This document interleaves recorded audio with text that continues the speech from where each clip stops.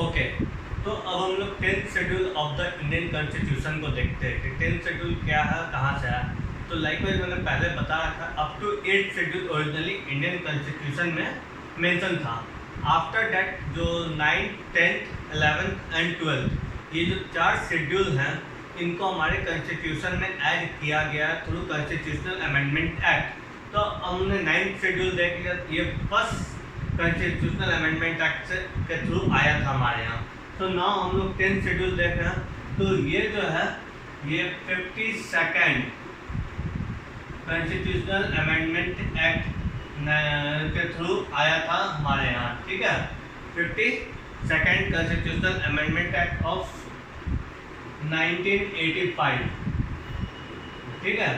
52nd constitutional amendment act of 1985 में ये हमारे यहाँ हमने इसे ऐड किया था, हमने इसे एडॉप्ट किया था। इसमें बेसिकली एंटी डिफेक्शन लॉ के बारे में डील होता है, एंटी डिफेक्शन लॉ। तो हम लोग अभी बहुत ज़्यादा डिटेल में इसको नहीं डिस्कस करेंगे, इसको इस चीज़ को हम लोग लेटर ऑन डिस्कस करेंगे इन डिटेल, लेकिन अभी कुछ बेसिक इसके बारे में जान लेते हैं। एंटी डिफेक्शन लॉ का मतलब क्या होता है? एंटी डिफेक्शन लॉ का मतलब लेट से कोई कैंडिडेट है जो इलेक्शन में पार्टी ए के सीट पे कंटेस्ट किया और जीता।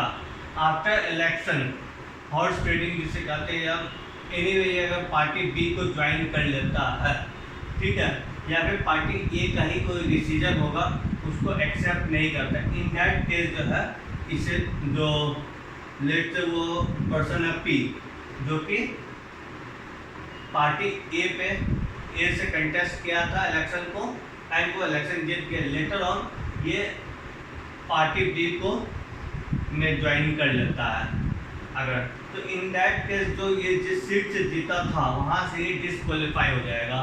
ही will no longer be a MP और एमएलए। लेटर अगर स्टेट का इलेक्शन होता तो वहाँ पे एमएलए होता, तो अगर वो अपनी पार्टी चेंज करता है तो इन दैट केस वो उसका मेंबर नहीं रहेगा उस पार्टी का, उस पार्टी का मेंबर खत्म हो गया वो तो, और जिस जगह से इलेक्शन किया था वहाँ से उसका सीट को कैंसिल हो जाए, वहाँ पे री इलेक्शन होगा। तो इसी को एंटी डिफेक्शन लॉ कहते हैं, ठीक है। तो ये इसलिए आया था क्योंकि हम लोग बहुत बार अभी भी देखते हैं कि बहुत बार कैंडिडेट होता है किसी पार्टी का, वो कुछ दिन के बाद इलेक्शन के बाद वो किसी और पार्टी में ज्वाइन कर लेता है, ठीक है। तो अगर ये केस कैंडिडेट के साथ है तब तो ठीक है, वो डिस्क्वालीफाई हो जाएगा।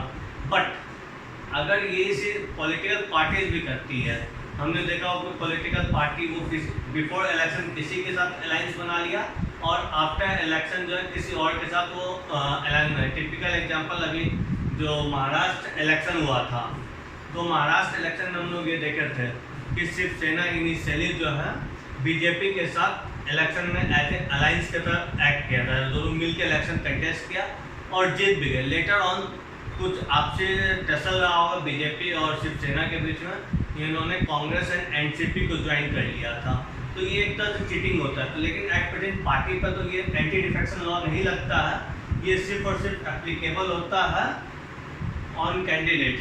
तो इसको डिसाइड कौन करता है? तो सबसे पहले एप्लीकेबल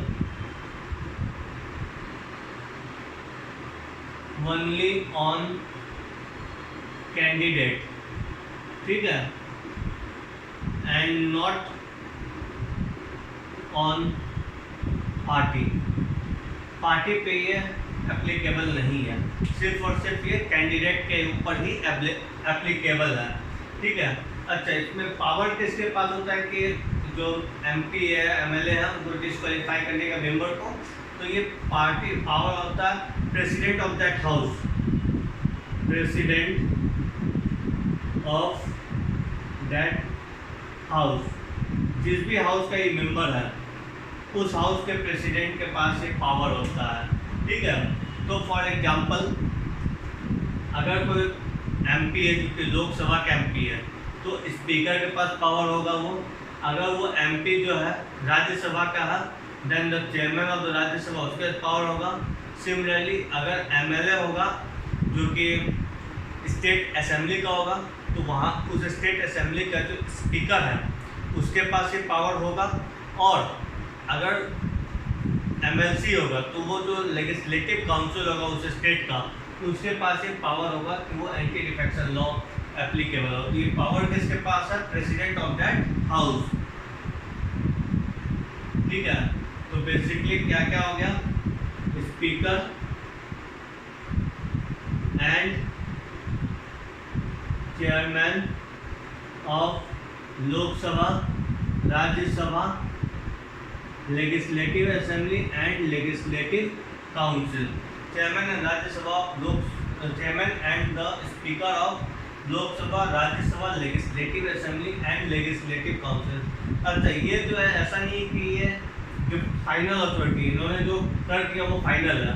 पहले ओरिजिनली ये फाइनल होता था, लेकिन बाद में इसमें सुप्रीम कोर्ट ने दाखिल किया, बोला कि ये अनकॉन्स्टिट्यूशनल हो रहा, तो इसको उन्होंने जुडिशियल रिव्यू के लिए एप्लीकेबल कर दिया। तो अगर अब कोई कैंडिडेट को डिस्क्वालीफाई किया जाता है उसके पार्टी के द्वारा, तो वो सुप्रीम कोर्ट में जा सकता है और वहाँ पे इसको चैलेंज कर सकता है डिसीजन को।